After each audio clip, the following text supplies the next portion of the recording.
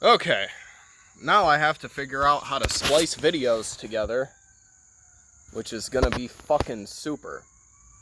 Because I don't know how to do that. At all. My fucking ex-girlfriend wants to call in the middle of me recording. In the midst of me recording. Like, as if anybody needs that. Like, why the fuck are you calling me in the middle of recording? Obviously, she didn't know I was recording. I shouldn't have answered her. But my thing with my ex-girlfriend is she will call me like 20 times. 20 to 30 to 40 times if I don't fucking answer. So I have to answer in order to tell her to just fuck off for a second, you know. She might make a cameo in this episode, actually. I don't know how I'm gonna add the first video to this video, but you bet your sweet ass I'm gonna give it my best shot. Because I don't know anything. I don't know anything at all about, you know, video editing or... Did I kill it? I don't know if I killed it. But I don't know shit. Oh, god damn it. No, he's on my fucking coffee, you little bitch. Yeah, oh, what the fuck? What kind of demon mosquito is that, dude? How the fuck? I just press my fucking finger down on the motherfucker and he flies away. As if I didn't just do that to him. Anyone ever feel like reality just glitches sometimes? Like, it just fucking doesn't make sense. I actually feel like I see real life glitches on a daily basis. Things just defy gravity or defy common sense, and I'm just stuck. I was gonna say making sense of it, but I've given up on that. I've given up on making sense of really anything in my life. The past year has been insane for me. Largely been insane. You know, I have no idea if they're gonna sponsor this. I don't know, but like fucking Kahlua, you know? Cause Kahlua?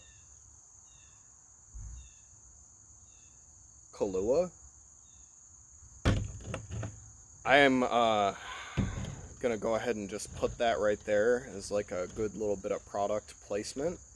Cause Kahlua. You know? I don't know if they have like a fucking slogan. What is their slogan? Created for cocktails. That's really all it says. Kahlua. For if you wanna be a hopeless alcoholic, but tasteful with it. You want to have your morning coffee, but you want a little bit of a punch in that bitch. So, you get yourself some Kahlua. And you live a little. Basically, this first episode is just gonna consist of me getting wildly fucked up. Like, I'm just gonna attempt to give myself alcohol poisoning on camera, essentially. Don't try this at home, kids. But yeah, we're gonna just go ahead and just get fucked up, because I think that's what people like to see. You know, I think that people like seeing people get fucked up and just talk. Because we all just say crazy, it's just goofy, silly shit when we're fucked up. So, you know,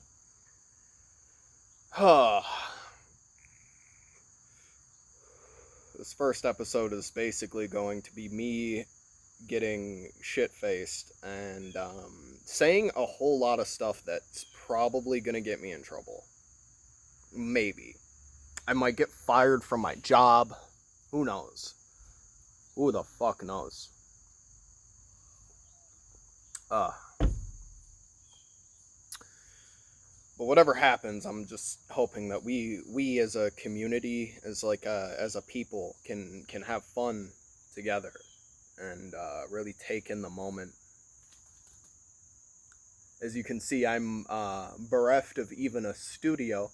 I don't have a studio. The studio that I'm using is essentially just some strange haphazard conglomerate of trees and vines around me. Which, I'm not gonna lie, it actually does kind of make a good backdrop. It makes good scenery. It makes pretty good scenery. People like nature. I like nature. I like trees. That's something that you'll learn about me over the course of me doing this. Is I enjoy plants very much. I'm an aspiring botanist. Um, I think that being a botanist is much like going to college for philosophy. Like, you're not gonna make money off of it, but it's like, it's cool, you know. It's like cool to. It's a cool flex. Like, people are like, "Ooh, that's quirky," you know. Like, you're into some different shit. Like, I don't know. Like, I feel like botany is such an important science that we have in humanity, but it's one of those important sciences that I feel like just kind of gets like looked over. No one really thinks about it, you know. Like, it's like everybody these days is about like fucking physics and, you know, astronomy and shit, and, you know, fucking putting people on Mars. But god damn it, you bet your sweet ass that when we go to Mars, you're gonna need a fucking botanist. You're gonna need a botanist or two. Because obviously, what the fuck is everyone gonna eat up there if there's no botanists? You know, just like fucking recycle each other's poop or some shit. Or, you know, do that one thing. That one thing they do in survival shows where you boil your piss or something, and then you get like fresh water. Ugh. Fresh water out of it. I just choked on my spit a little bit. Don't mind that. Right. Where there's I don't know how to like edit videos, like I said, and I don't know how to cut things out. So like normal YouTubers, you notice that they do a lot of cuts, you know, and that's not gonna be a thing here. That's really not gonna be a thing. I don't see the point in cutting anything out. I know that 90% of you people watching probably are not good at speaking, because most of us aren't.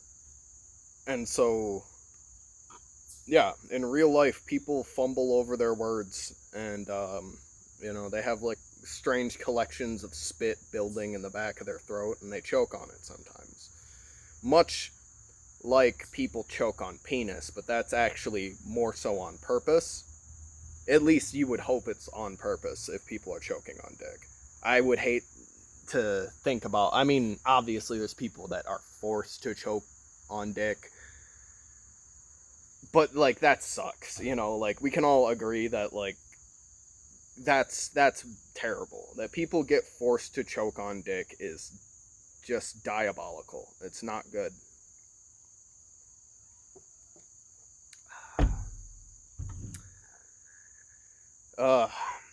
I make terrible impulse purchases as a person. My name is Casey, by the way. I don't know if I told anyone this, if I like mentioned this at some point. My name is Casey. And actually, this is somewhat certain, because I made this impulse purchase, you know, and I'm calling this the Mad Monkey Podcast. It is a monkey head with vodka in it. Because I see things in stores, and if they look even remotely cool or, like, alluring, I just do it. I just get the shit, and I don't look back. This is probably why my bank account is usually empty, because I look at things in stores, and if they even pique my interest, like, I'm just giving you my money. Like, you have my money if you have even, like, a remotely cool object like this. Because my thoughts on this vodka monkey, well, you know, it was just like, yeah, like the vodka monkey, like, you know, I can have this on my shelf one day. I'm gonna keep this, obviously. I'm gonna keep this little monkey head, and because I'm a hoarder, you know. On top of being an impulse buyer, I am a huge hoarder who does not like to throw away anything with even like the smallest bit of value, like even the tiniest bit. Also, Breeze fucking vapes are terrible for you, but not as bad as cigarettes. Anyway, my vodka monkey. I'm gonna pop this open now and just drink whatever the fuck's inside. This could be like fucking like anthrax or like, you know, like fucking arsenic or some shit. I wouldn't give a damn, honestly. Oh, that's tasteful. That's so tasteful. It's this little shits right here. Yeah, monkey head vodka.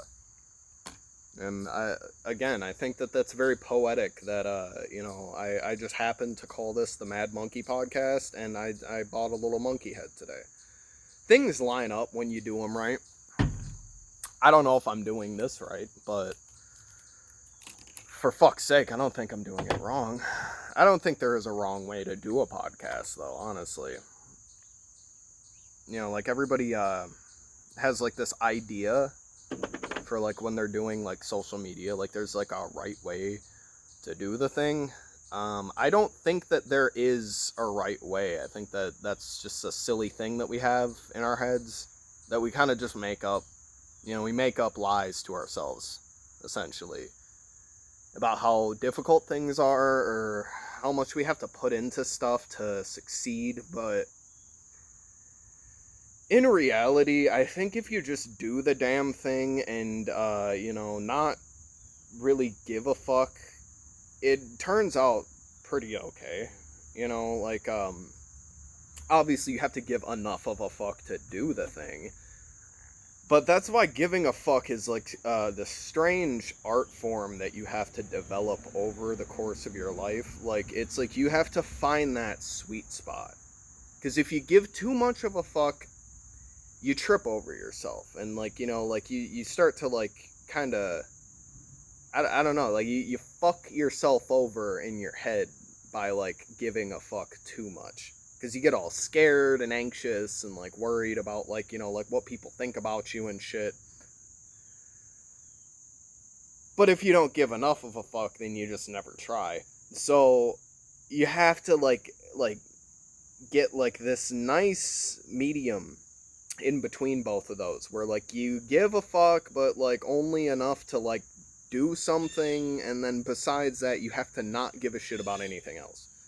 You have to just really train yourself to not give too many fucks. Because my philosophy is, if you give too many fucks about things, you don't have any left for yourself. And that's been an issue in my life before. It's been a big issue for me where I have given too many of my fucks away to too many things that don't actually deserve the amount of fucks that I give.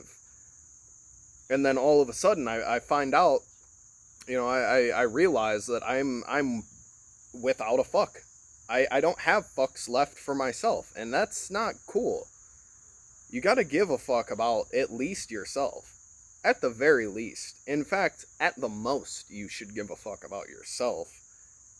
And everything else can just, you know, like, get rid of that. Because really, like, what are you giving your fucks to? If it's not you. Anyway, I'm gonna drink this vodka now.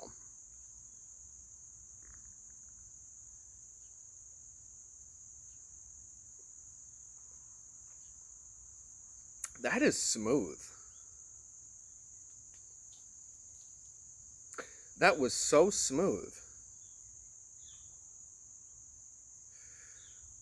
I'm like, dude, that was really smooth as fuck.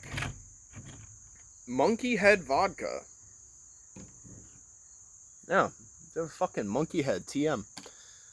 Monkey head vodka. You should get you some of this if it's around you. This is the first time in my life I've seen this, though. So I don't know if it's like in a gas station or like a liquor store near you. And I don't know if the CEO of Monkey Head is watching this. And I don't even know if it's like a company that exists anymore. You know, sometimes you just see stuff on the shelves in stores where, you know, like that company might not even exist anymore.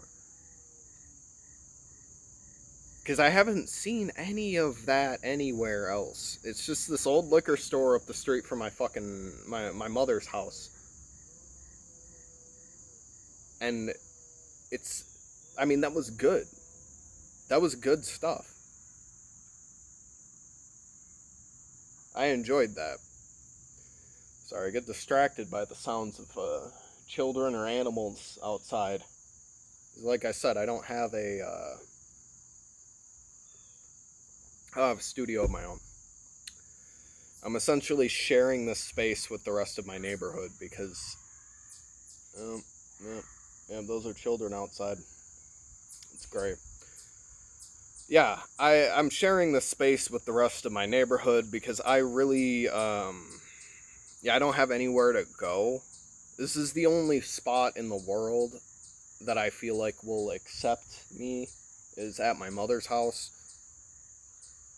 I've had a hell of a year. Now, before you get to your little judgments or whatever the fuck, alright, I would like to point out that a good deal of people my age still live with their parents. In fact, I don't even think it's just like a case of still living with your parents. I feel like a lot of people in my age group, they have lived alone, but then like they find out that that's extremely expensive, and so we all end up going back to mom and pop's house at a certain fucking point, because you find out that bills and rent and everything that comes with being an adult human is expensive as fuck. Oh my god, that's a huge fucking fly. Jesus fucking Christ. Get the fuck away from me. That thing had a face. Like, I swear to God, dude, like, it, like, looked at me with, like, some sort of, like, it looked like it had a man's face on a fly. That was terrifying. It was big as fuck. And terrifying. I'm not scared of bugs, but, like, there's a category of bug that I don't really fuck with. And flies would fit into that category. I would say it goes like flies, and then centipedes, and then silverfish. Silverfish are just creepy as fuck. I'll actually take a centipede over a silverfish any day, because silverfish are just creepy. It's creepy as shit. They're like a fever dream centipede. You know, like, if you were to have, like, some sort of, like, a really fucked up dream about a centipede, that's what a silverfish is. It's just some, like, weird, skittery little fucking multi-legged demon that, for whatever reason, only seems to live in people's basements. You ever notice that? Like, it's like, I don't see silverfish anywhere but in people's basements. It's like, dude, you turn over a rock outside, you see all types of different fucking bugs. But I never see a silverfish outside. That's strange. And you know what? Ugh. If you've ever seen a silverfish outside, let me know. Let me know in the comments if you've seen a silverfish outdoors anywhere, because I really need to get to the bottom of this. This is kind of fucking me up now, because I'm thinking about it, and I've really never seen one in nature. I've only seen them in people's basements, in my basement. And I think that silverfish might just be some type of, like, strange metaphysical demon that exists in people's homes to fuck with them. I don't think that they're actually a real bug. I think that, like, it's It's one of those things where it's like, like it's some type of extra dimensional entity. And when you see a silverfish, that's basically like the entity sticking its finger down into our reality, and we can only perceive its finger. And that looks like a silverfish. That really makes me think about like what is going on when you crush one, though, because do you get haunted forever? Like, does the entity get pissed off? I think it does. And I think that there's a reason why you just always see more of them. Like, you can never kill all of the silverfish, because there's always more. In fact, I always see dead ones more than living ones. Anyway, I'm going on a tangent about silverfish because I don't know why. Just creepy little fucking insects.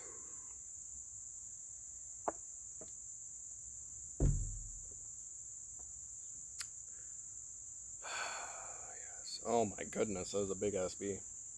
Holy fuck. Yeah, nature be scary.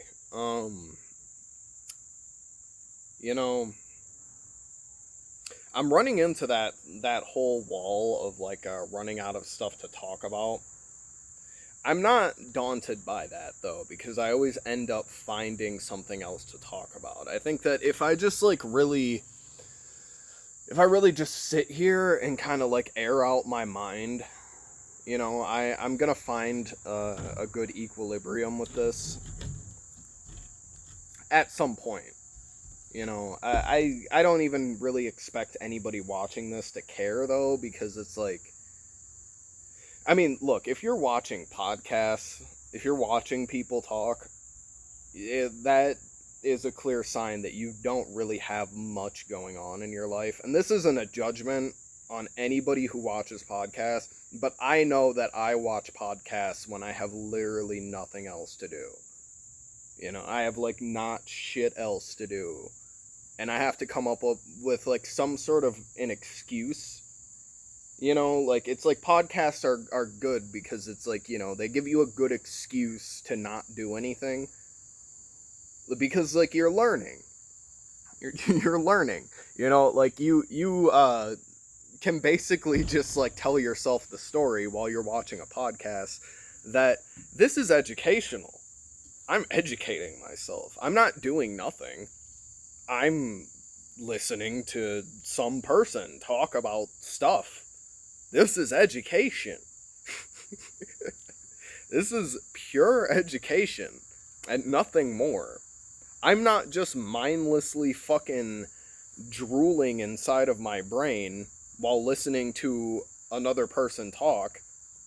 I feel like, and I feel like a lot of us do this, where it's you're listening to a podcast, but you're not really listening to it. At some point, it's, you have the podcast on in the background, and it just turns into the fucking the Charlie Brown type shit, where it's just wah, wah, wah, wah, wah, wah, wah, wah, wah, wah, wah, wah, and you feel like that's better than just not doing anything in silence. I think that it really is one of those things where people leave the TV on for their dogs. It's that type of thing, where people, you need something. You need some type of noise in the background to feel like you're doing something as a human being. And I get that. Look, again, I'm not coming down on anybody about anything. I'm just saying that I do the same shit, okay? I act as if I'm having some sort of a transformative type of experience while I'm watching a podcast. For the most part, you don't. Unless it's a really good podcast, it's one of those ones where someone's interviewing a physicist or some philosopher or something, that's, it's cool. But it's if you're just sitting around watching fucking, I don't know, name a podcast, Tiger Belly, or fucking Jake Paul's podcast. I forget what his podcast is even called anyway, but it's just, you're not really learning anything by watching those podcasts. You're just kind of like, you're sitting around waiting for a funny. Like you're sitting there like waiting for like your dopamine receptors to get tickled a little bit by something that they say or that they do or whatever. You're not really listening though. Like you're like waiting for like the moment when like someone starts like an argument or like fucking some drama gets talked about or what have you. Fucking like you're not doing anything though. You're really not. And I mean, we all know that. They know that. In fact, I think that's one of the funny things about people who podcast is they know that they're not really doing anything. Like the people podcast, not just you watching, but the people podcasting know that they're not doing anything, but just sitting in a room and talking. That's really it. Like everybody that does a podcast has found some strange way to just keep making money from just sitting there and talking, and that's it. That's really it. The whole formula is just sitting there and talking, and it's like, dependent on like, like who your viewership is, or even who you are. Actually, who you are kind of makes who the viewers are. But at the end of the day, I mean, it's like you're just kind of like, you're just going off the top of your fucking head, just talking about whatever the fuck, just to make people either fucking laugh or tear up or fucking think about stuff or whatever the fuck. And it's just like kind of funny to me. Like it's really funny that like there's like a whole like subgroup of people that have like found meaning in just speaking into a camera from like whatever decrepit parts of their mind want to share themselves with the rest of the world. I feel like it comes from having not many people to listen to you, honestly. Because in my life specifically, I feel like I don't have many people. Just period. I don't have many people. And then the ones that I do have, they don't always want to hear what I have to say. And so that makes it very difficult for me because I have like a lot of stuff on my mind. Like every day. I have stuff on my mind every single second, and I just need to spill that the fuck out. I'm one of those people that actually really does just like sit there and talk to themselves, which is one of the reasons why I got the idea to do this podcast, because I'm like, well, I'm always talking anyway, so I mean, may as well just talk and see where it goes. And honestly, I don't think that there's anything wrong with that. I don't think that there's anything wrong with you for listening either, because, I mean, the art of conversation has largely died in our society.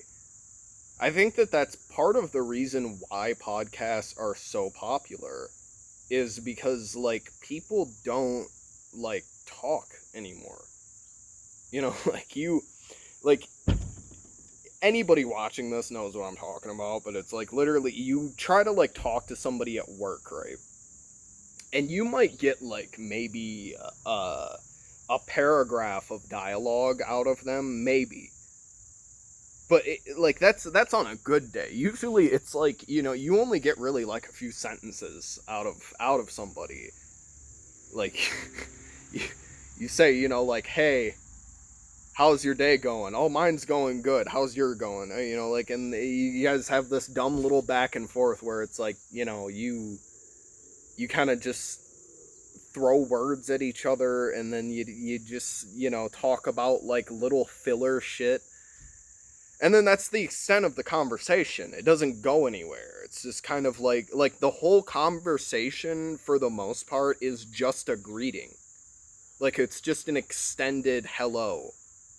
Most conversations nowadays. It's not really like anything of substance. It doesn't like, make you think about anything. It doesn't like, doesn't wake you up You know, like it's just little filler shit, and we just go back to our little NPC mode, and you just fold back into work, and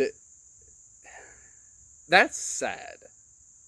It's honestly sad, but it explains why podcasts are so popular nowadays. Because people just want to hear a conversation. It's gotten to the point where, like, the art of conversation has been stepped on so much that you just even want to hear people communicate. It's not even about, like, communicating yourself anymore. It's about just hearing other people communicate. Almost as if to, like, just remind yourself that that's a thing. Like, I think that's why podcasts are, like, refreshing to a lot of people, is because, like, you get like, oh yeah, like, we're human beings and we can talk. That's cool. And that's, like, what a lot of people are getting from podcasts, is just, this sort of, like, weird, like, faux reciprocation of, like, community, because I think a lot of people hate our community that we live in, but also, as human beings, we strive to have a community. So there's this weird back and forth in society where, like, people hate our society. And, I mean, I'm on board with that. I hate our society, too. I hate everything about the way that this thing runs, the way that people treat each other. I really hate it. I despise it, even. Honestly, I've contemplated being a supervillain one day because of it. Like, it's just, you can't even do anything anymore unless you have, like, some amount of, like, either clout or money. And then the two go hand in hand, where, like, if you get clout, you get money. If you get money, you get clout. Like, they're, like, inseparable. And that's what, like, the entire society that we live in kind of runs on now, is, like, you either have, like, large amounts of clout from just whatever attention that people pay to you, like, or you have large amounts of money, which gets you large amounts of clout. And then large amounts of clout get you money, and it's, it's a whole system. But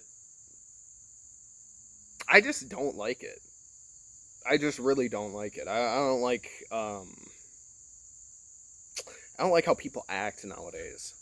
Like, people seem to be stuck in this weird fucking loop where, like, they are either focused on, like, what is getting me the most attention or what is getting me the most money. And largely, I think that that's part of the reason why the art of conversation is so dead at this point in history, is because people don't have conversations for the sake of having a conversation. They're having a conversation with you in order to get something. Like, for the most part, that's what, like, a lot of people are doing, is they're like, and I've seen this too, like, where, like, you'll socialize with someone, and, they'll ask you for, like, your information, like, like, oh, add me on Snapchat, like, we'll be friends or whatever. But it's, like, really, like, they're just trying to get, like, another person in their roster to, like, pay them attention, because then they get clout from that. And then if they get more clout, then there's this hope that they can get money out of the clout that they're... Fucker. I'm gonna get that fucking mosquito. He keeps coming back, and I'm so sick of him. Actually, it's a girl, too. Because, the males don't bite. Obviously, I can tell it's a female because it keeps coming back around to, suck on some of this good stuff right here. That's what all the ladies do. Come around to suck some of that vitality out of you, Get some of them juices. Oh, God. But, yeah, I think largely, to wrap up my point on this, social media has destroyed our community. I think that there is no real community anymore outside of like people talking to each other for the sake of either attention or money, or like, like there's something that they're trying to get out of the conversation.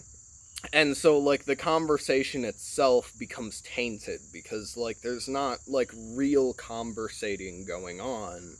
It's, like it's almost like a either like a sales pitch or like, like some sort of like, like an agenda that somebody has. It's not like a real conversation. I don't know if people even have real conversations anymore. I think like for the most part people are just trying to get whatever they can out of each other. And then if you have nothing to offer, then they don't want to talk to you. It's gross. Like that's actually really fucking gross. It hurts me, really. It hurts my soul. The fact that is the state of the American conversation right now. Is, if you're not giving me money or clout, why am I talking to you? And, like, it's like you can't even blame people for thinking that way because, like, we live in a clout-based society. Like, money and clout rule the whole game. There's no getting away from that. I like to have conversations with people too, but it's like I do usually run into a wall where people aren't talking to me just to talk to me. They're talking to me because, they want something out of me. They either want, like money from me, or they want like attention, or like, like they think that I'm hot, so they want the conversation to lead to like a fuck sesh or something.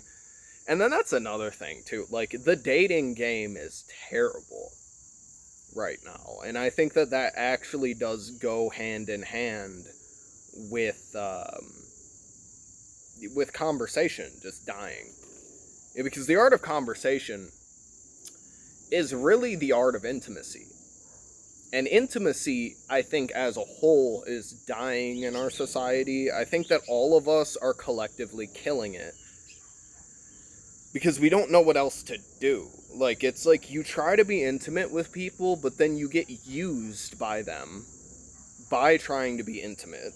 And then, like you yourself, like you get used so many times that you get like this weird cold sort of heart in your fucking chest. Like you get numb to it. And like, so at a certain point you give up on even trying to be genuine yourself.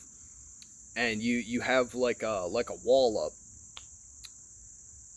And essentially you become part of the problem because your trust has diminished to such a great extent that you can't even let new people in. Like, unless they're giving you something, you can't even let anybody into your life at all. Like, I try to let people into my life, and I get burned. I get burned for the most part. There's those good few people that are left. Like, I don't want this to be like a whole thing where, I'm just some fucking negative Nancy just, shitting all over the existence we live in. Because there's good people out there. There for sure are, but they are getting so hard to find. And then, not only that, but the good people that there are get fucked over so much that they act like they're not good people. Like, and it's just purely for their own defense. Like, they have to protect what's inside. So they have to act like a shitty person in order to even deal with the world.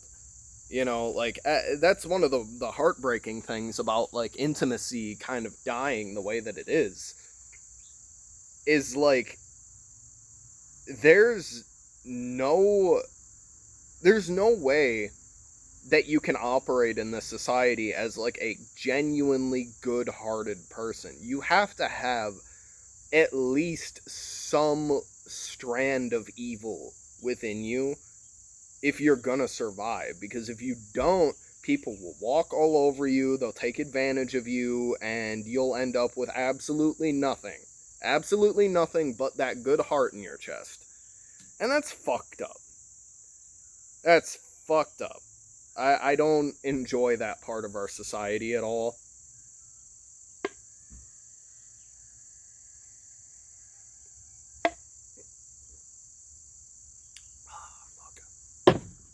But that's how it is. Another fucking future sponsor of the podcast, hopefully. Super Coffee. Super Coffee. It's not just coffee, it's super coffee. I'm gonna get better at making ads. I'm gonna be an ad man. I'm gonna be a good one too. No one's gonna have shit on this. Oh no. I got brown on my white tea. That's terrible. That's what happens when you mix alcohol with your coffee, kids. You spill it everywhere. In fact, I'm just going to leave the cap off on that because I know I'm just going to be sipping at it. Oh, fuck. It's been 40 minutes. Holy shit. 41 minutes. That's, like, not bad. I'm not even sure, like, how long I want this podcast to go for in terms of, like, how many hours or minutes or whatever the fuck. I'm thinking this first episode, though, we're gonna try to go for 2 hours.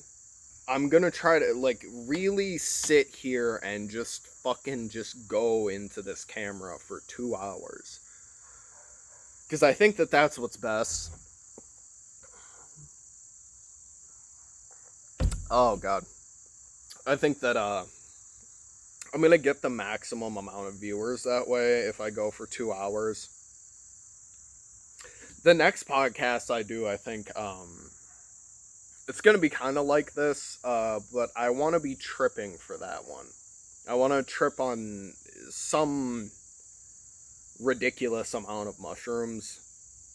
Maybe LSD. Maybe. Which would be fun. You would like to see that. You would like to see me trip out on camera. Don't lie to yourself. You would love to see that. There's a lot of good content in that.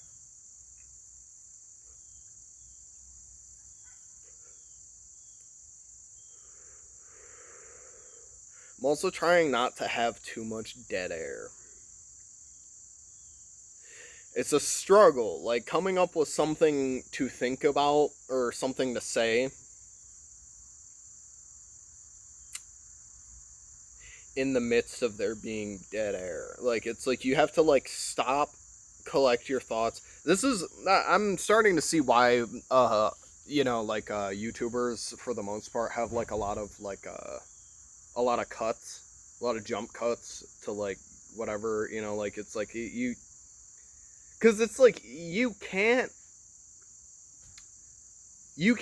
have, like, a fully, like, continuous stream of thought. Like, you have to pause in between your thoughts to, like, get the next thought out. Which is kind of a bitch about being a human. Is you really do have to have those moments where you pause and think about the next thing that you say. There's not really, like, a continuous stream of words that comes out of a person. There are, but, like, you have to think about it. Like me, I have to really think before I say something for it to come out correctly. Because, like, a lot of the times my thoughts don't come out in the right way, or I don't communicate them in the right way. They get, like, really, like, jumbled up inside of my head. I think it's because I'm insane. I think it's because I'm actually a very fucking insane person. And my thoughts are just kind of all over the fucking place. I think that's one of the reasons why podcasting is popular, too, because really it is just a medium for insane people to speak to the rest of humanity. Like, really, you have to be actually crazy as fuck to do podcasting or, like, like, live streaming or whatever the fuck. Like, you have to be crazy. Because if you're not crazy, I don't even think you get the idea to do this if you're not crazy. Really, I don't think that any sane person really, like, sits down and they're like, you know what? You know what the world needs? It needs me talking to a crowd of people dispersed throughout the globe. It needs me to talk to it. That's what the world needs. You have to be crazy to think that. You have to actually be fucking clinically insane to think that. Me, I am clinically insane. I haven't been diagnosed with anything, but I largely blame that on the state of the mental health apparatus in this country. It's not good. You know, they don't know really what they're doing with the human brain. I don't think anyone really does know what they're doing with the human mind or the human brain. We're really just now learning. You know, I think that in 100 years, people are gonna look back on this time in history like we look back on, you know, like the 1800s and the Civil War. You know, like when you would get like an infection in your arm, you know, for instance, you would get like, you know, like a fucking deep gash right here. You get like shot in the arm or something, and they would hack that bitch off.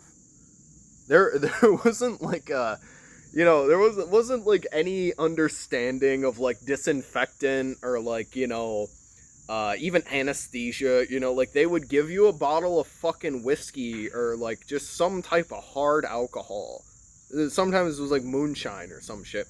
They'd have you slam that fucking bottle, and then they would pour a little bit of the rest on your fucking wound, and they'd be like, alright, let's go. And fucking cut your whole limb off.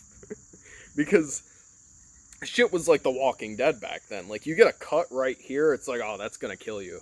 That's gonna kill you if we don't get it off you. So we gotta fucking smack that bitch off, and then pour fucking, like, just hard alcohol on top of the wound so that you don't die. And then a lot of the time, people would still die. You know, like, medicine was terrible back then. But I feel like in 100 years, people are gonna look back at this time right now, and they're gonna think about it like we think about times in the Civil War when they would just fucking hack limbs off. Like, because we all look back at that and we're like, what the fuck? Like, how the fuck were they even doing anything back then? Like, people would have like whole crowds like gather around for a surgery. There would be a bunch of people you don't know in the room while you're getting like some sort of major surgery done, and people wanted to see the surgery because it was like an event. It was like a spectacle. And like fucking, you know, like it was one of the ways doctors sold themselves back in the day, where like, you know, like, oh, if I can go and watch this doctor and he does this surgery, not only does the surgery right, but does it very quickly, that's my doctor. And people would just go to that guy. And that's fucked up because like a lot of those dudes didn't know what the fuck they were doing, you know? Nobody really did. They would like feed people mercury if you had syphilis. Like, if you had fucking syphilis or like fucking, you know, like gonorrhea or some shit, it would like have you drink mercury, which is poisonous. You know, have you drink fucking mercury, and then you would get this thing called the thunderclaps, and like you would just shit your brains out. You would shit your whole brains out. Everything in you just and like like that was medicine back in the day. That was literally what medicine was back in the day. And we all look at that like, that's fucking insane. Like, well, why were they doing any of that? But that's how people are gonna look. Trust me, in fucking 100, 200 years, people are gonna look back at this time and see all of like the fucking pharmaceutical drugs that we ingest, and like fucking all of like the strange ideologies that we have, and like the lack of care for like mentally ill people. And they're gonna look at all of this and be like, what the fuck were they doing? Like, why the fuck were they living like that? Like, didn't they know that if you just do shit like a little different. It's gonna like work out better. Like that's the way we look at people in the 1800s. They're like, well, what? Like if they would have just figured out basic disinfectant and just basic anesthesia, they would have been so far ahead, and they had the technology for it. It's not like they had no painkillers or no anything. Like they could have fucking figured it out, but they just didn't. Just didn't. I think that fuck, I forget the guy's name, but like, like it was a fucking doctor back in the day who he figured out like, oh, if you just wash your hands, you don't really have to, like babies don't die when you deliver them. Babies don't die when you deliver them if you just wash your hands. And this was like a revolutionary thing. Like nobody had thought about this.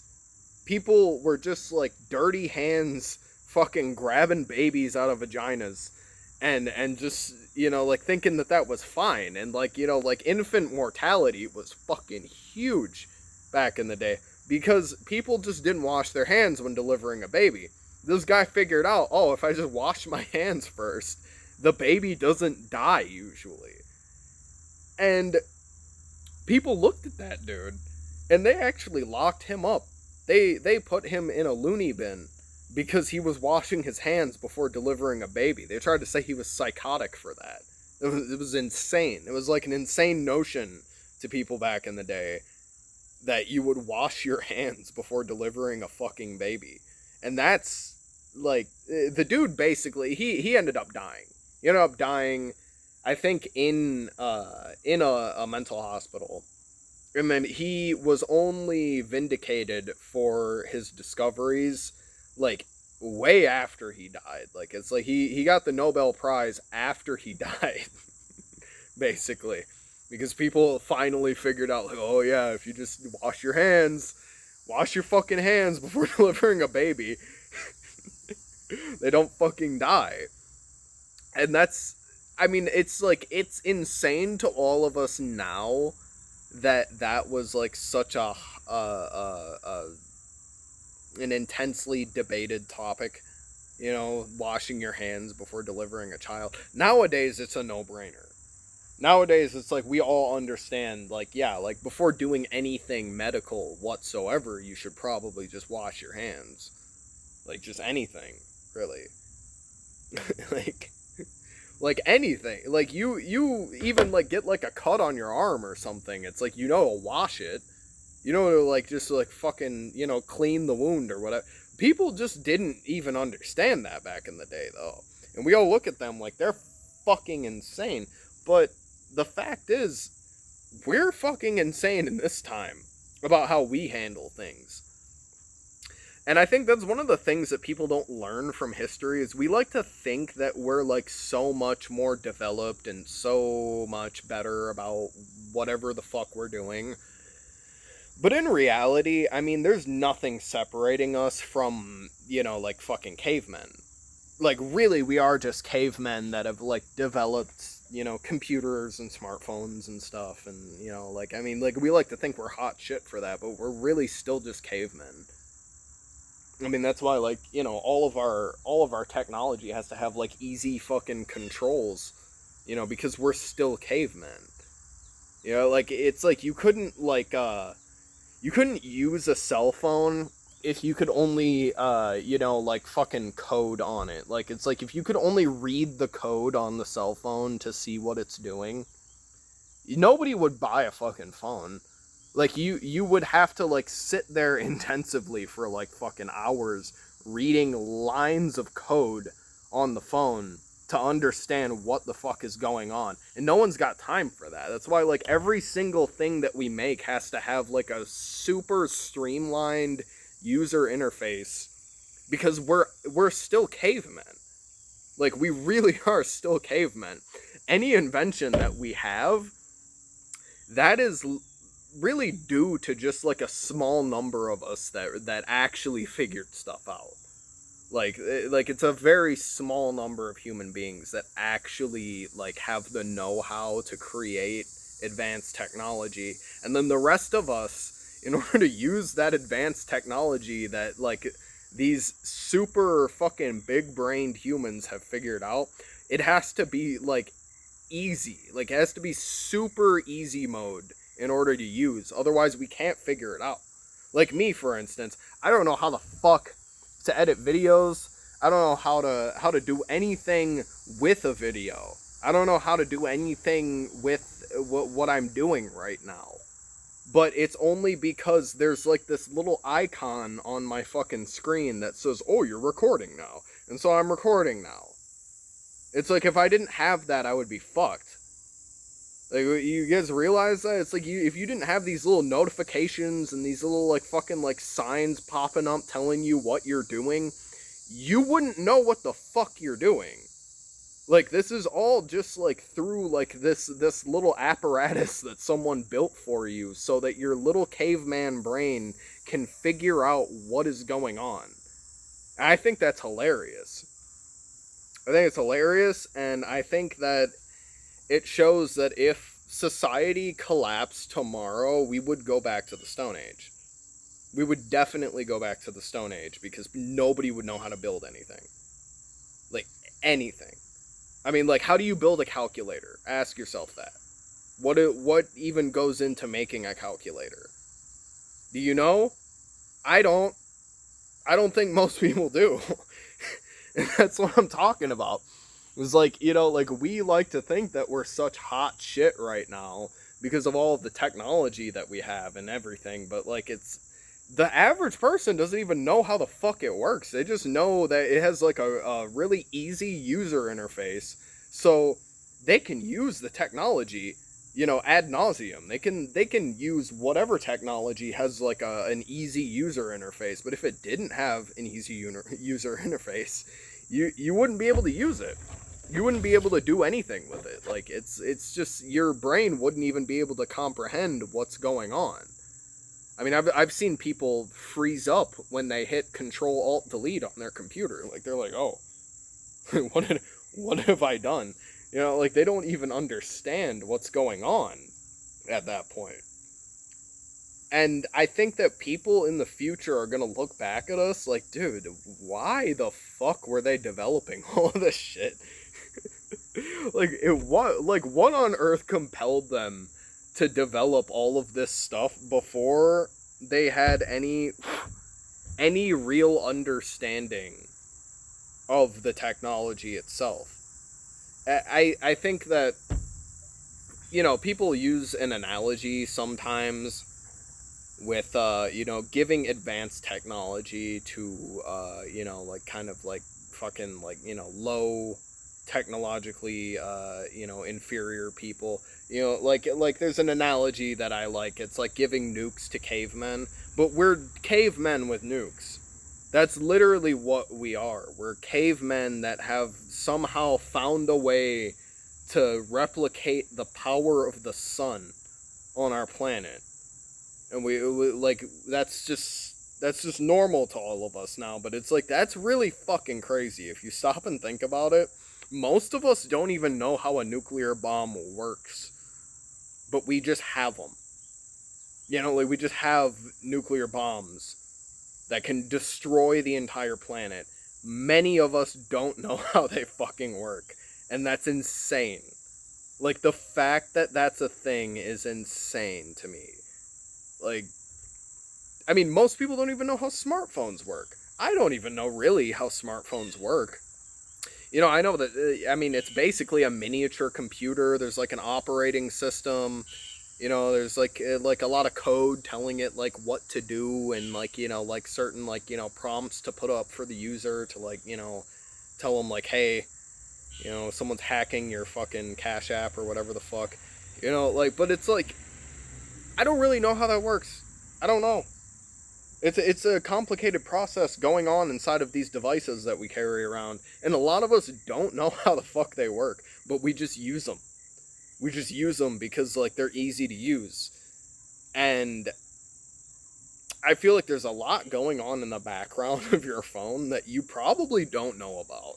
I mean, the fact that it's literally just like a, you know, like a government listening device that we all carry around inside of our pocket. Like that's just insane. We like, you're literally carrying around like a small like spy device inside of your pocket, and you keep it around because it's fun. Because the device that's spying on you right now, it's fun. Like, you can play games on it, you know. You can like go on the internet, you can watch porn, you know, like whatever the fuck you want. But like, it's spying on you. And it's like, you accept that as long as you don't know that it's spying on you. Like, as long as it's not like readily obvious that the phone is spying on you, you're fine. You're like, fuck it, yeah, you know, let me go on Facebook, let me go on Twitter, on my smartphone, and, you know, like, fucking talk to the other humans on this fucking planet. Let me just act as if this is okay.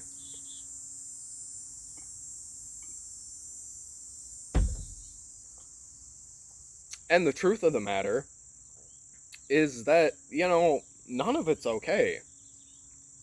I think our whole society has been built up to be this strange thing where it's like, it's convincing you constantly, like, that you're fine, you're okay, you're fine, you know, just keep buying, keep selling. Don't pay attention to the man behind the curtain, you know, like, and it's just, it's like we're all being led into a trap or something. That's really what it feels like to me, is like we're all being led into some type of like very sophisticated trap that has been built solely for humans. And we're just walking into it. Like, a lot of the time, to me, it feels in society like I am on a bus. Like, I'm on a bus with a fuck ton of other people. And the bus is headed for a cliff. Like, it is literally a one-way road toward a cliff. And every single person on the bus knows it's headed toward a cliff. And everyone on the bus thinks, I know which way to go. I know which way to steer this bitch so we don't go over the cliff. And so everyone's fighting over the fucking wheel of the bus, trying to steer it left and right and left, and like fucking at a certain point, we're just aiming it at the cliff. Like, it's like everyone thinks that they have the right answer to this thing. Everyone's fighting over the wheel of the bus that we're all on. But in fighting over the wheel, like, instead of just talking it out, like, instead of like thinking of like, you know, like ideas, like brainstorming for things to do besides going over the cliff, we are all still full gas straight ahead, and we're fighting over the wheel of this thing as if one of us is gonna have the answer. And nobody does. Nobody fucking does.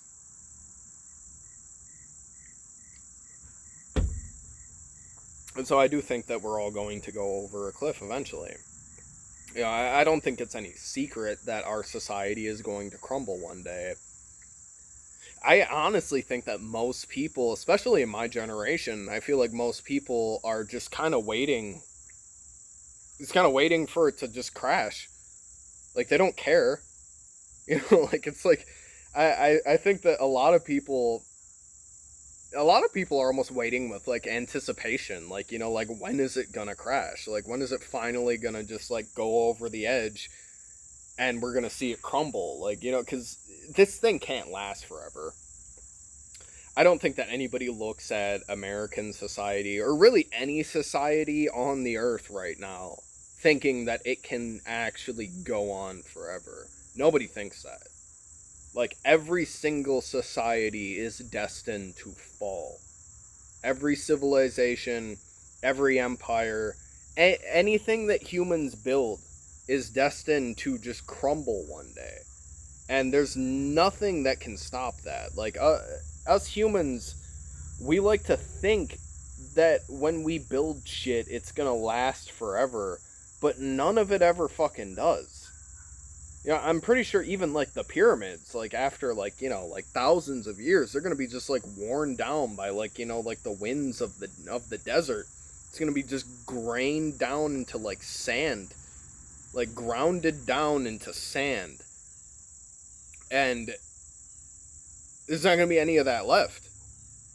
Except, like, sand heaps in the middle of the fucking desert. No one's even gonna know that there were pyramids there. You know, like, that's one of the things about humans, I think, that, like, you know, like, we like to think that our shit don't stink, but in reality, like, everything that human beings build is destined to fall. Everything. If you look at any point in history, anything that human beings build up is going to crumble back into the earth from whence it came. there's nothing that's going to survive the next, like, you know, few centuries, or like the next 1,000 years. I mean, I'm pretty sure even, like, you know, ancient buildings were built to last longer than most of our modern day buildings, which says a lot. I mean, if there was some sort of advanced civilization that's on par with us, you know, like, just like thousands of years ago, of course we wouldn't know. Because if they built things like we did, yeah, like, it just sank back into the ground. It wasn't gonna fucking last. Like, fucking New York City would be eroded down into rubble within, I think, like, a couple centuries. I mean, legitimately, if there was nobody maintaining it, if there was no one, like, taking care of, like, all of, like, the roads and, like, the fucking, like, subway systems and sewage system, like, the whole city would just fucking crumble down on itself. And then, I mean, in, like, 1,000 years, you wouldn't even know that there was a city there. It would just all be, like, just, like, you know, like, random deposits of, like, fucking concrete and, like, fucking, like, what used to be windows and stuff. In fact, the concrete wouldn't even be a thing anymore, I'm pretty sure. It would just be rubble. It would just be, like, sand. It'd be pebbles, you know? Yeah, I mean, aliens would touch down one day and, like, you know, like, be super confused about why there's so many, like, fucking pebbles in one spot. And maybe that's one of the ways that, like, you know, one would discover that there was a civilization here. But even then, it's like, you know, like, that's no different from, like, many other spots on the earth where, like, yeah, it's, like, mostly sand and gravel. It's not, you know, like, it's not really anything to it. Like, it's just, like if you go to the desert, for instance, it's just sand and gravel. You wouldn't even know if anyone had built anything there at all, because there's just so much sand and so much gravel. Who's to say that the sand wasn't a building at some point, like, fucking, like, thousands of years ago? And I guess that's one of the things that I feel like human beings should understand, is that, like, we are a temporary thing. Everything that we build is temporary, and everything that we are is temporary. There's nothing in us that actually lasts for the long haul, other than, I guess, our DNA. And I guess that's the whole thing of, like, being an animal. Is, like, you know, like, passing on your DNA so that we can keep this weird wave going through history. We can keep, like, pushing the thing forward. But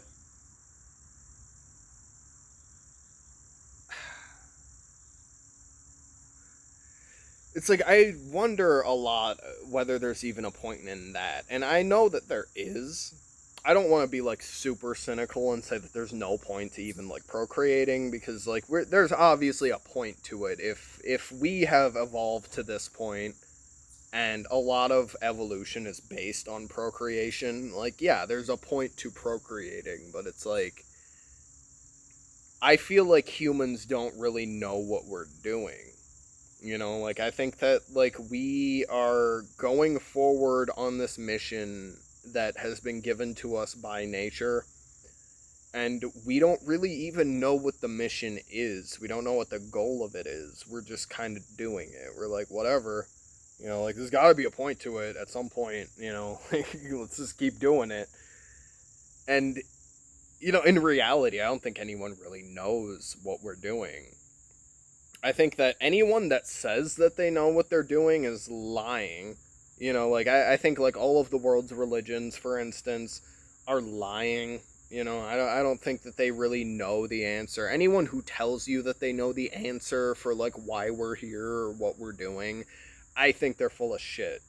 In fact, I think that's how cults get started, is like somebody just saying that they know what's going on when really nobody knows what's going on. Like not a single person knows for sure, like definitively what's going on.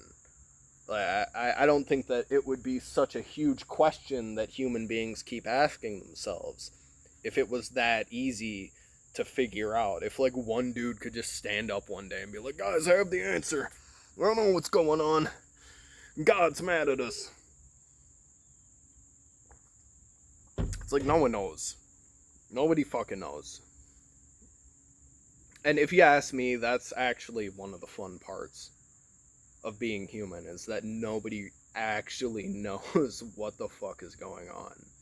I just think that we shoot ourselves in the foot by telling ourselves that we know what's going on when really we don't.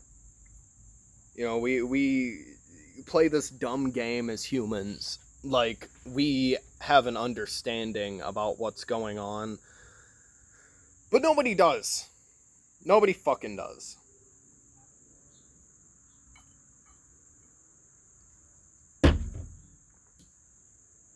I just realized, since this is airing on 9/11, I should probably say something about that, right? Like, I should mention 9/11.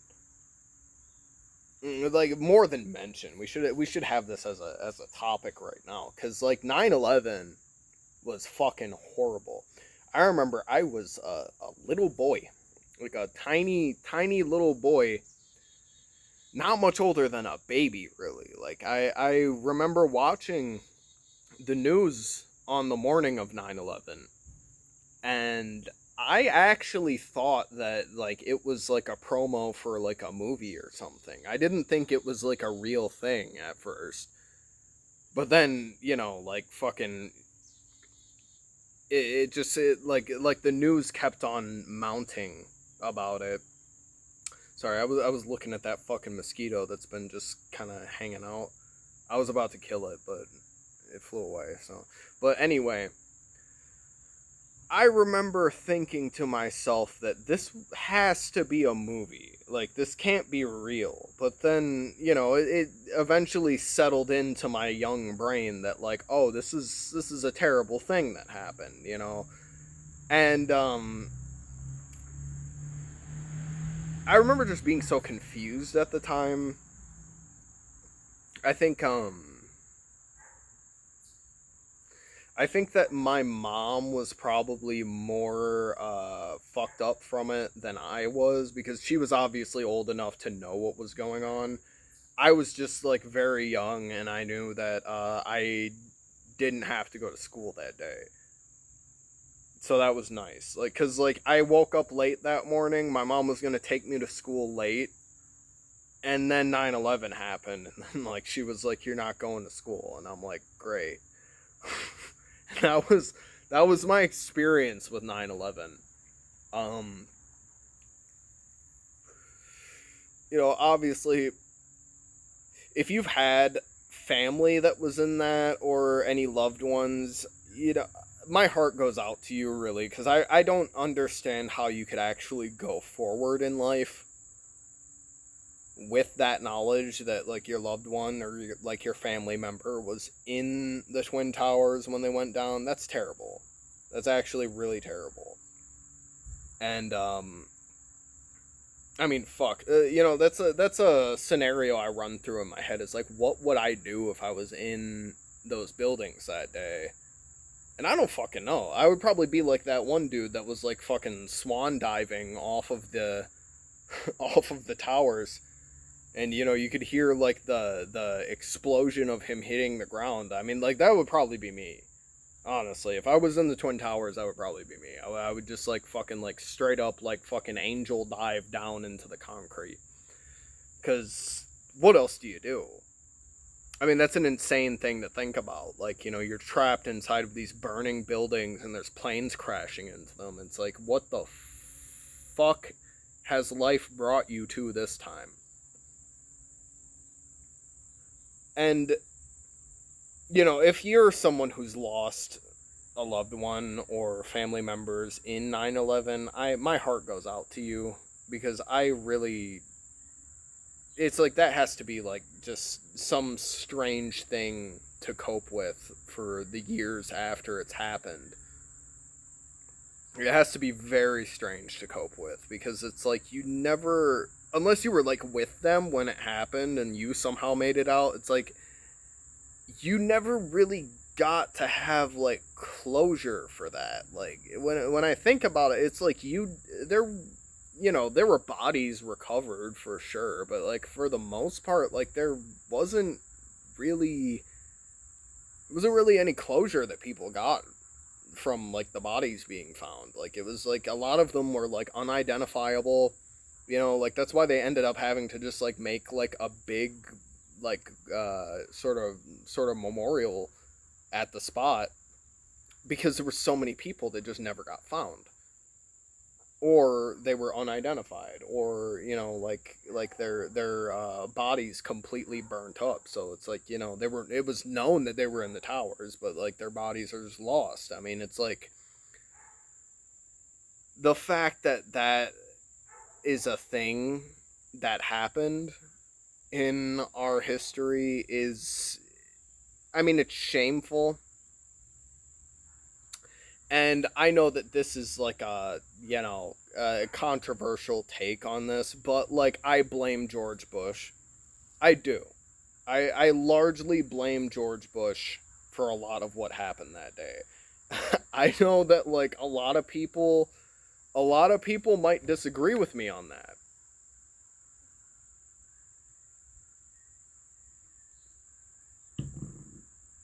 But I also know that there's a lot of people that probably do agree with me on that, because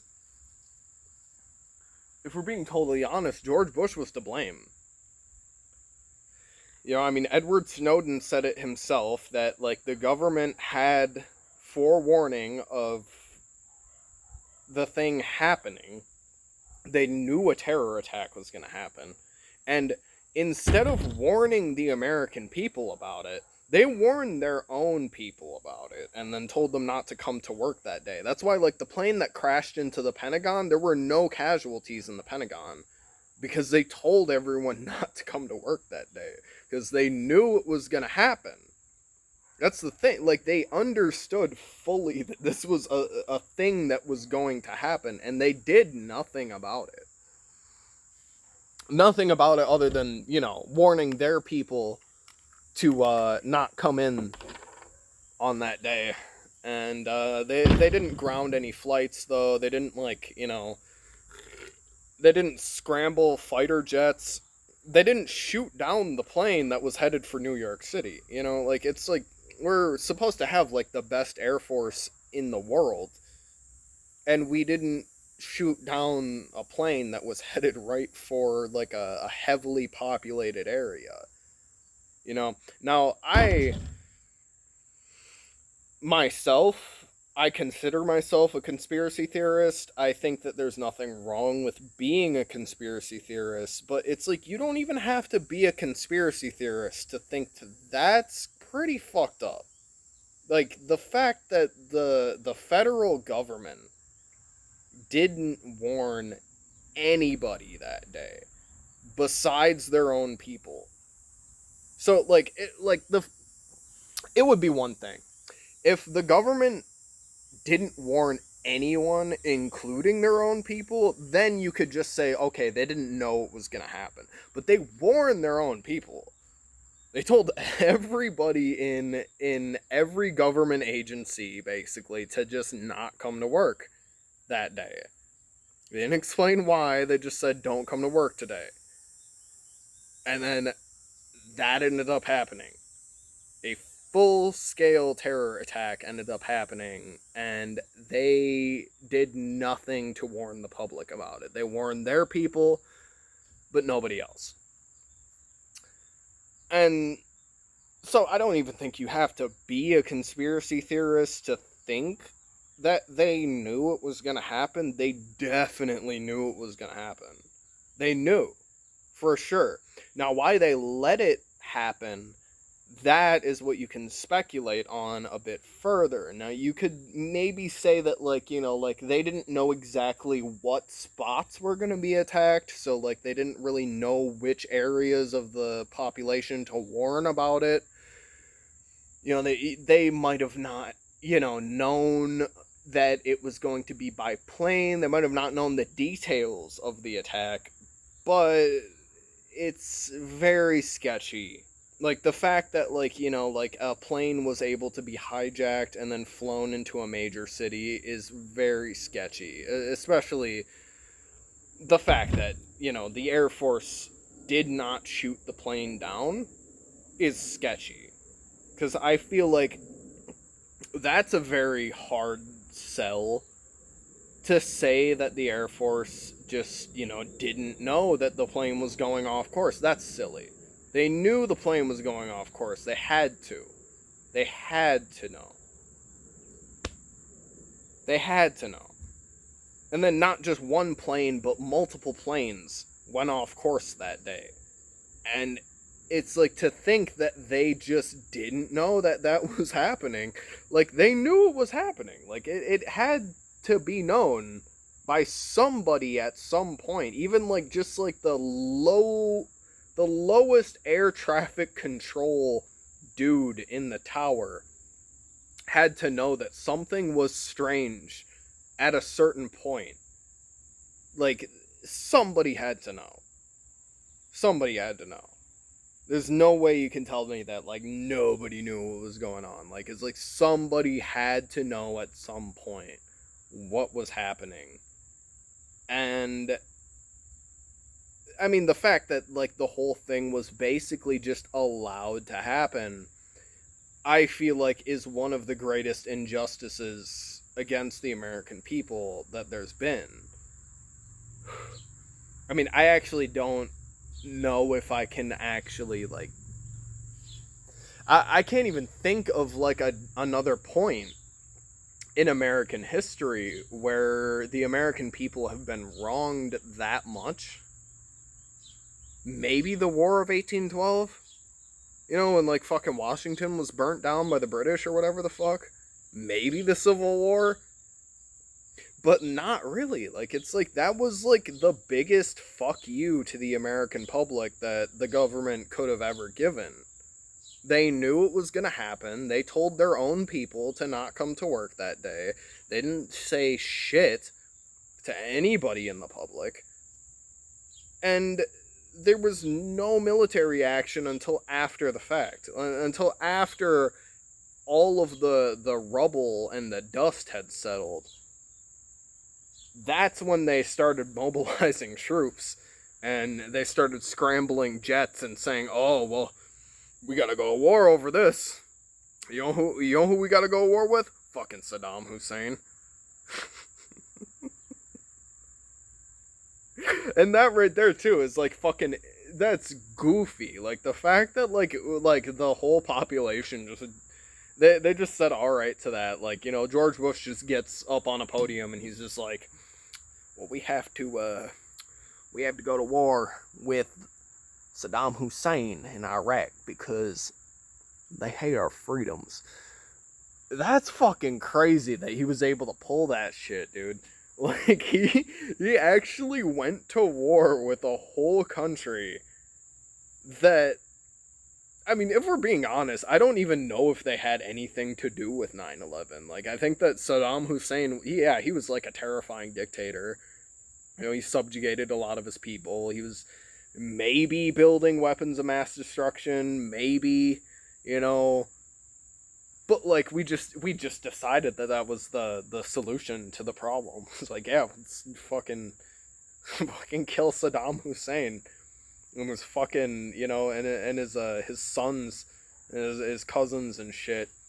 Let's kill them all because America. Fuck yeah.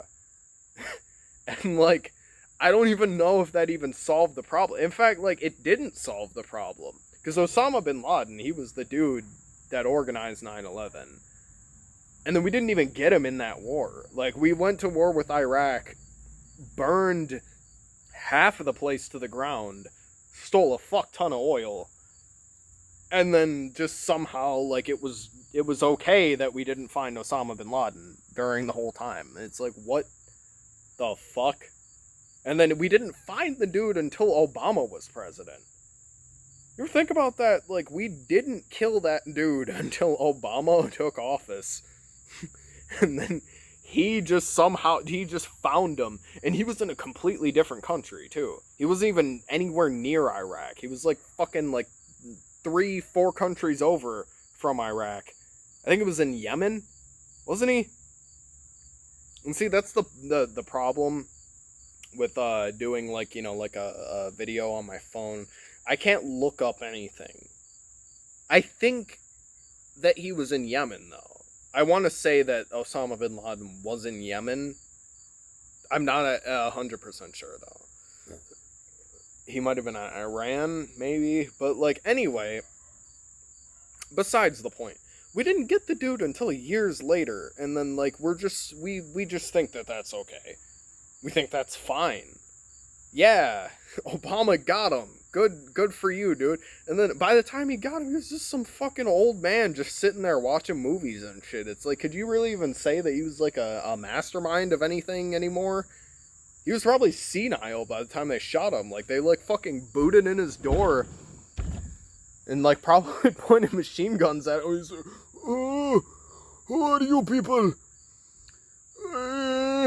Like, they just beamed him in the fucking head because, you know, obviously he, you know, killed a lot of people, but it's just like the fact that like that's just case closed for everyone. Like that's case closed. Like, we got him. That's it. We won. You know, that's silly. Because I think the guy was probably a scapegoat. Like, if we're all being honest with ourselves, I think Osama bin Laden was probably a very good scapegoat. I think he had a lot to do with the terrorist attacks that happened that day.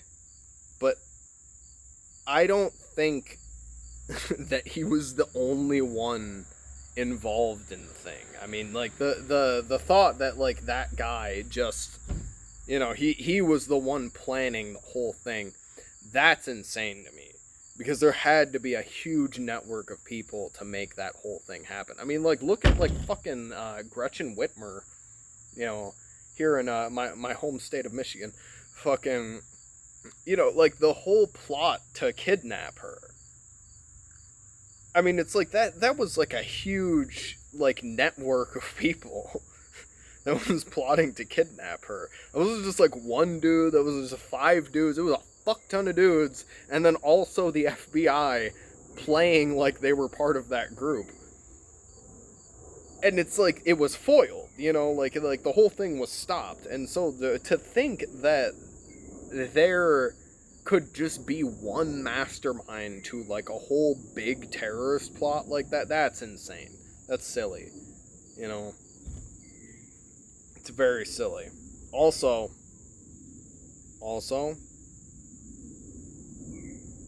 I hope no Arabs are offended by my Saddam Hussein accent that I just did. That right there, okay? I was joking. I've also been mistaken for being Arab a lot too, so it's a bit ambiguous. You can forgive it. There's a weird thing where there's certain groups that you're allowed to impersonate though. Like, I feel like you're allowed to impersonate Arab people if you're somewhat dark yourself. Like, if you have, like, a tan complexion like me, I feel like it's, like, passable. You can, like, you're allowed to do it. Also, Italians. Nobody gives a fuck if you make fun of Italians. I don't know why. I think it's just because, like, they had, you know, like, one of the largest empires on Earth at one point, so, like, you know, it's just kind of fair game. Like, we can talk shit about you guys because you had a huge empire at one point, and so now we can all talk shit about you because you guys were basically just, like, fucking over everybody. Like, the Romans were fucking over everybody that wasn't Roman. They didn't give a fuck.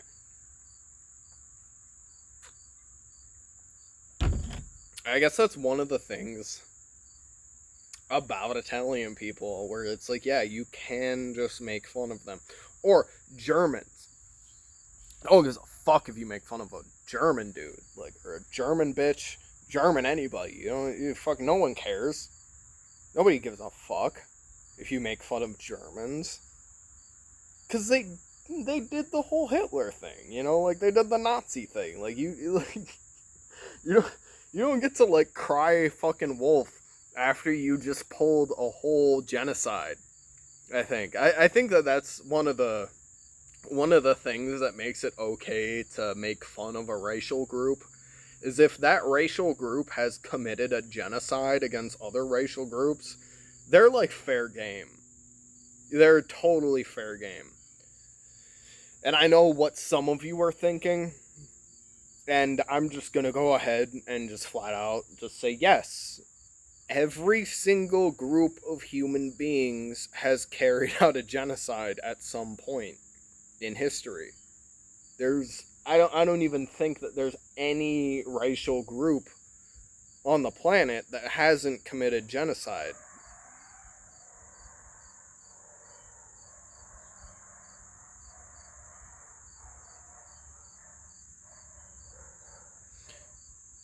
That sounds like a dogfight. Anyway, I don't think that there's any racial group, though, that hasn't committed some form of a genocide at some point. Somebody has committed genocide against somebody else. At every point in history.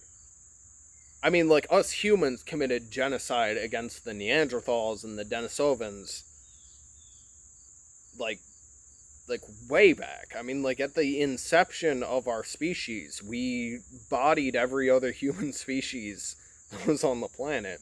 And so it seems like humans just do genocide. Like, if there's like a sort of like list of behaviors for like animals, like cats, for instance. Cats murder stuff that's either the same size as them or smaller than them. And that's across the board with cats. Like, from big cats to like small house cats, they kill anything that's smaller or the same size, and they do not discriminate. It's just like, like, if I can kill you, I'm going to. And I think that is one of the things for humans is like, like, human beings seem to just do genocide. Like, it doesn't seem to be like, like a fluke. Like, it's not like a one-off for our species. Oh, we did a genocide one time. Like, no, we do genocide. We really do genocide. We do. That's a feature for our species. I think there's like a handful of like real negative features for the human species. I think one of them is genocide. Another one I would think is slavery. And then, because like we just enslave, like it's just what humans do. Like, we find a way to enslave each other. We just find a way. You could actually argue that like our current system right now finds a way to enslave certain people, because like if you fall behind in this rat race, like, you can get stuck just kind of working for someone, and that's your whole lifeline. So it's like, not necessarily slavery, but like indentured servitude, which is like baby slavery. Like, it's like little slavery. Like, like indentured servitude is like, like slavery on easy mode, in a sense. But yeah, like, that's what us humans do. We exploit each other, we kill each other, like, in huge quantities we kill each other. And just war in general. We just do war in general. We're a very, very warlike species. And I think that that's like part of the human story, is like, we have to really start accepting how warlike we are, because we're extremely violent. Like, we are the most violent species on the planet. Unless you count, like, praying mantises with, like, the whole head-eating thing that they do when they have sex. But even that is, like, you know, like, that's, like, more, like, ritualistic than, like, you know, really, like, warlike. It's, like, human beings are just warlike.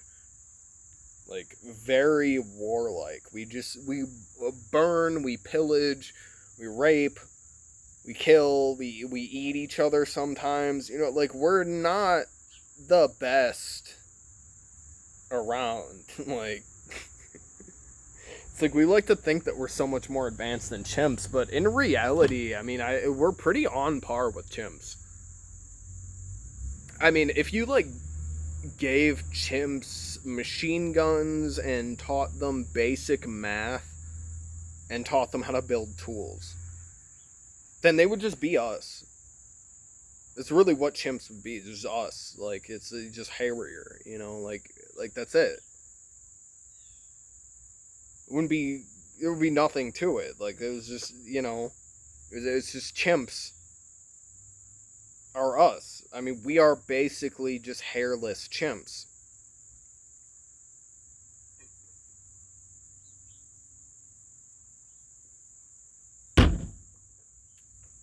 I need more alcohol.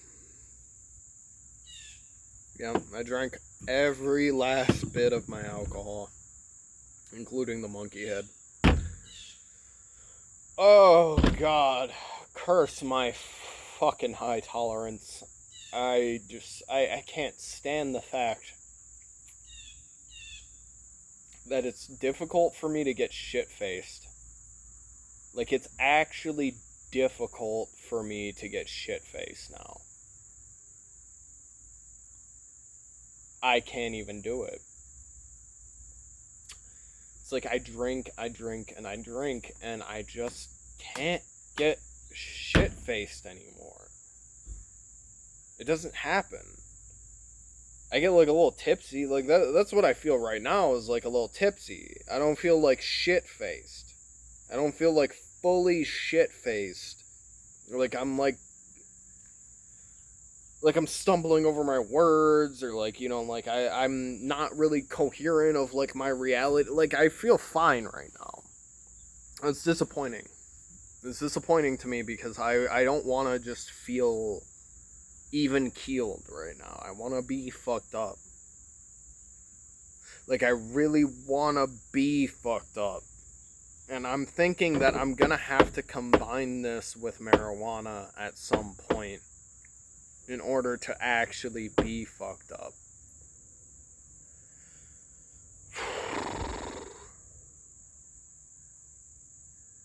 I'm just, you know, oh, I'm just beside myself, really.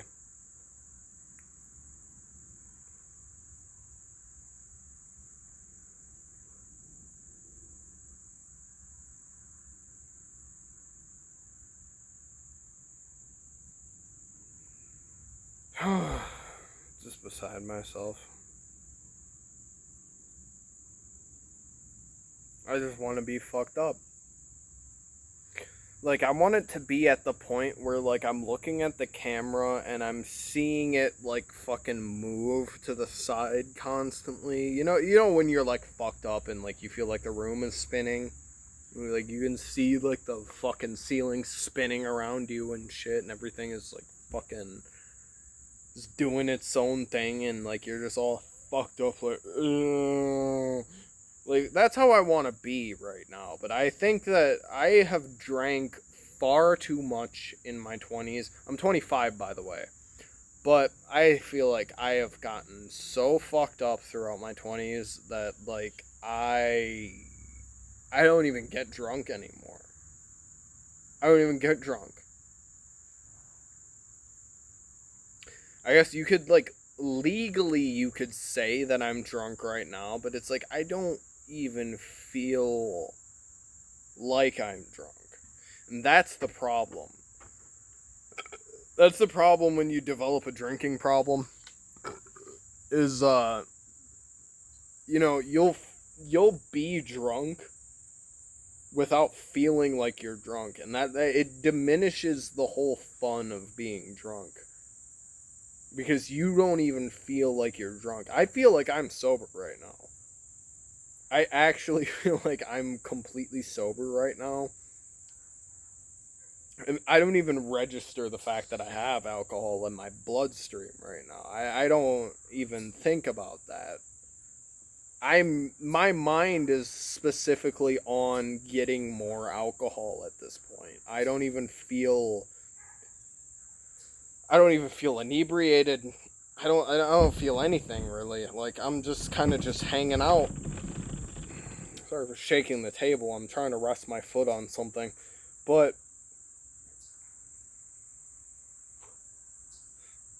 I feel absolutely fine right now.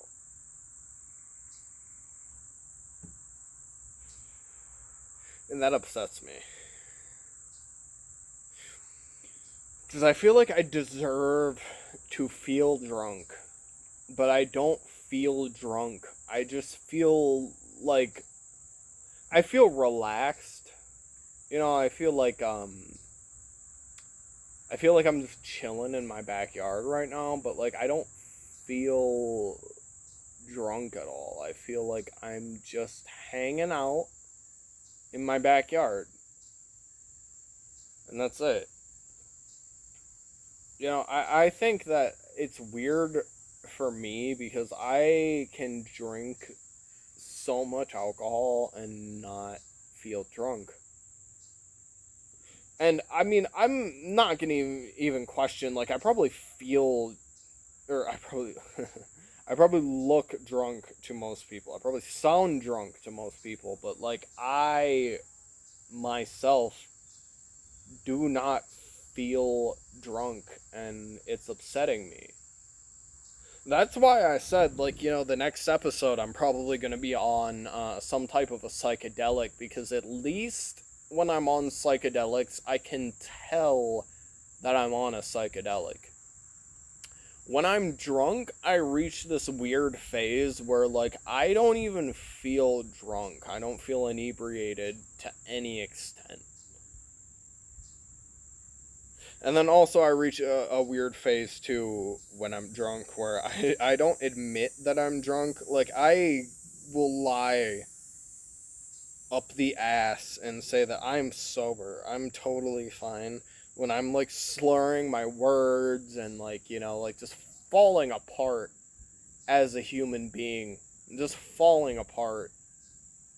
And I will be totally convinced that I'm sober. Like I'll be like completely dead ass that like I am sober as fuck and nobody can tell me different. That's one of my problems. I have many problems. Because as you'll find throughout this series of podcast, that I am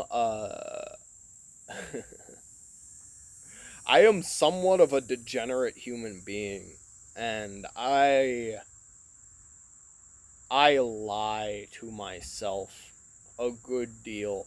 But you see, my thing is I never don't know that I'm lying to myself. I know when I'm lying to myself. And one of the things is I will just completely go with it. Like if I find that I'm lying to myself, like I have come up with some sort of reason why I should lie to myself.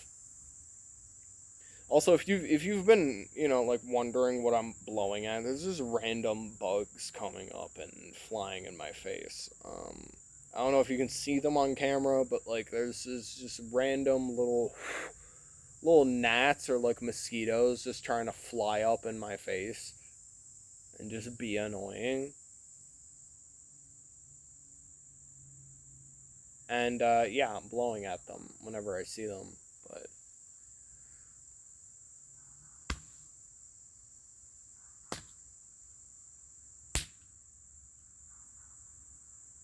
I think I got that one. But fuck. This has been fun. I think honestly, I'm just gonna start using this podcast too as like just a little like therapy session for myself every now and then. I don't even expect this to get big at all. I think I'm just really trying to air out my mind and just see what type of feedback I get from that. Um, I have a Patreon set up for the Mad Monkey podcast. I don't exactly know. I think I set up my bank account to be linked to it. I'm not sure. But see, this is the thing. I don't know what I'm doing, okay? I set up a Patreon. If you want to go look for that Patreon, be my guest because I actually haven't, like, pulled it up in a long fucking time. Fuck. Besides that, I mean, I guess like and subscribe and see what comes next. Eventually, what I want for this podcast is I want to be able to do it live because I think that people just like tuning into a live show. I think there's just something special about that when you do a show live and you tune into it and like you know that a bunch of other people are watching it at the same time as you. It's a fun thing to do a show live, and so I'm going to work on trying to do this podcast on a live format. Not only that, but once I start doing it live, I think I wanna have a phone line. Like, I want to have, like, a number that you can call. It'll be all up on the screen. Once I figure out how to fucking edit videos, because I'm not fucking good at editing videos. But once I figure it out, I want to be able to have a phone call, or a phone number that you can call, to call into the podcast. Because I like the format of, like, old radio shows where people could just call in and just say stuff, you know, like it's like you could just get calls from anybody across the country and just say random crazy goofy shit. I like that, you know, like, and so I'm going to eventually set this up to where there will be a number that you can call to you know, call into the podcast while it's going live, and we'll be able to hear you. We'll be able to have conversations with the rest of America, and we'll be able to make a sort of thing happen. You know, like we'll talk. That'll be fun, I think. So there'll be that. Fuck. And not sure what else. I guess this is a good first episode. This is more of a promo episode, if anything. This is a pilot episode. You know, this is just to see if anybody actually even gives a shit enough to, like, watch what I'm saying. Which I think the internet's a big place. The world is a big place. There's 7 billion of us on this fucking rock, and I guarantee that there's some number of you fucks that want to, talk to me or listen to me or whatever the fuck. I think that's a safe bet. And so, until I am proven otherwise, I am going to just keep doing this. We're going to try to make this, like, a weekly thing. I'm going to try to do this at the very least every Sunday. And then if I can find the energy, I will try to do this. I mean, at the best, like, best case scenario, I'll try to do this every single day. Because I have a lot of stuff to get out to the world, and I think that, you know, like, people might enjoy hearing me just bullshit into a camera every day. Every single day. I'm not afraid to embarrass myself. I think I've already embarrassed myself to a good extent already. And I think I'm going to keep doing that because it's actually pretty fun. And also, I don't really care what the rest of society thinks about embarrassment. I think that that's really a subjective thing, and as long as I don't feel embarrassed, then I don't care what other people think. And that's something I say to you too. I will preach that to you, that you should just not give a shit whether you're embarrassed or not, because embarrassment is a two-way street. It doesn't just take someone thinking that you're being embarrassed, but it takes you thinking that you're embarrassed. And I think as long as you don't think that it's embarrassing what you're saying or what you're doing, then it's totally fine. Like I don't see any problem with it. And then also, even if I see a problem with it, as long as you don't, then that's fine. Like you just keep doing what you're doing, you know. And I'm gonna keep doing what I'm doing. Whatever the fuck this is, I'm gonna keep doing it. So we're gonna try to go for an episode every week, and then if that doesn't work out, then we're gonna do it every 2 weeks. But that's pushing it ahead too far. I'm gonna do it every week, at the very least every Sunday, and then maybe 2 per week. That's if I start getting guests at some point, though. If I start getting guests at some point, maybe we'll do it like 3 times a week or 4. Because if people want to be on my podcast, that'll be cool. Like, we can chop it up and talk about whatever the fuck. I don't really care. Like, I mean, maybe I can, like, get, like, fucking, like, like some type of rappers, like Drake, for instance. I feel like I could have a good conversation with Drake, Like, we're both mixed. We're both slightly effeminate, you know?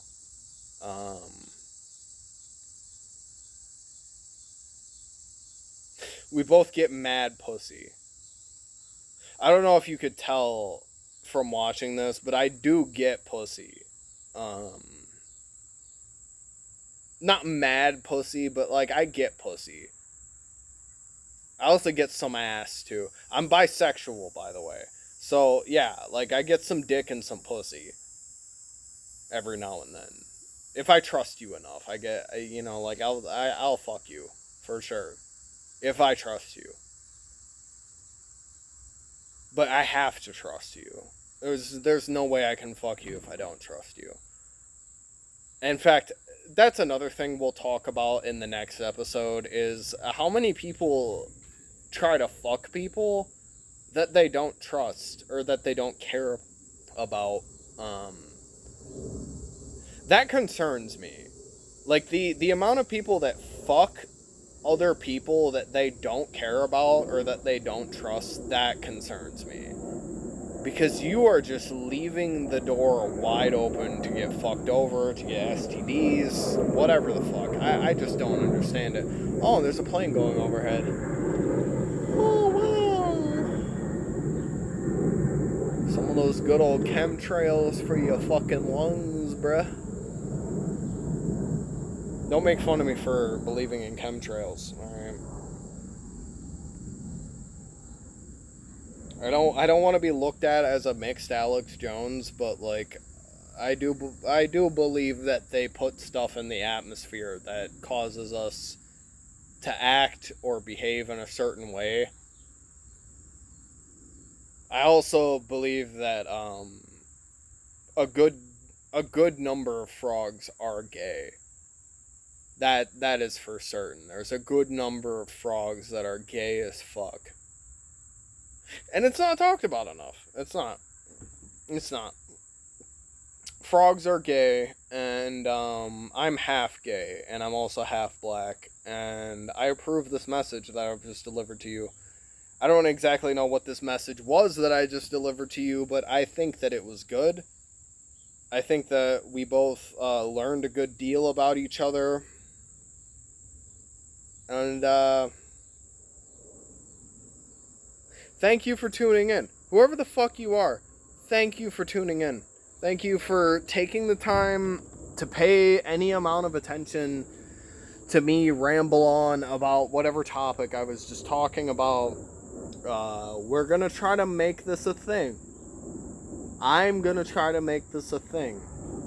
And I'll need your help, America. I'll need your help to make this into some cohesive sort of thing that we do together. You know, like we'll do this every week. Like I said, I'm going to try to put in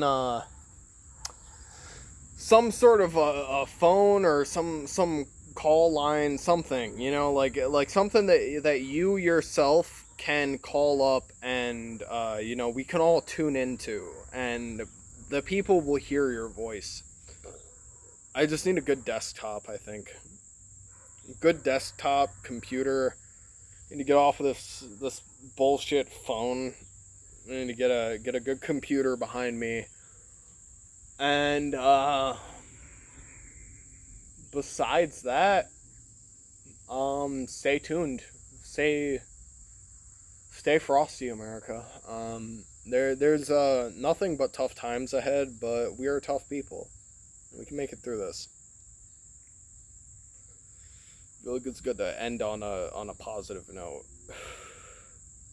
It's good to end on some note of positivity. Like, you know, like we can all do this. If we all pitch in and we all make it happen, we can make my podcast a great thing that we all take part in. And as long as I'm doing this podcast, I am no longer an individual. I am you guys. Alright? I am an amalgamation of all of my viewers, and you will all play a part in what this becomes. I pray that it doesn't become something toxic, but honestly, that gets a lot of viewers. So even if it becomes something toxic, just be sure to watch it. But anyway, I think I'm done riffing. It's been 2 hours. I actually did hit my my mark for, you know, how long I wanted this. So thank you. If you have stayed tuned for this whole thing, thank you. And I promise whoever the fuck has watched this that this is going to get better.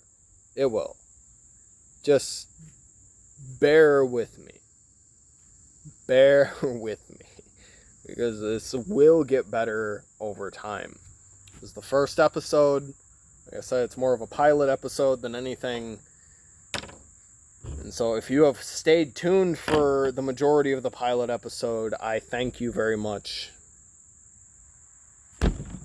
This has been Casey Livingway, your mad monkey for the evening. And I will stay a mad monkey for as long as I bum around on this fuck-ass rock that we're all on. And I hope that you remain mad too, because to survive in a mad world, you must be a bit mad yourself. So, thank you, and God bless. Much love. Hug your loved ones. If you have loved ones. If you don't have loved ones, hug a stranger. If they're willing. If they're not willing, don't hug them. But, like, hug somebody. Hug yourself, even. And, stay high. And stay black. It's a good note to end on. Alright, fuck all of you. I love you.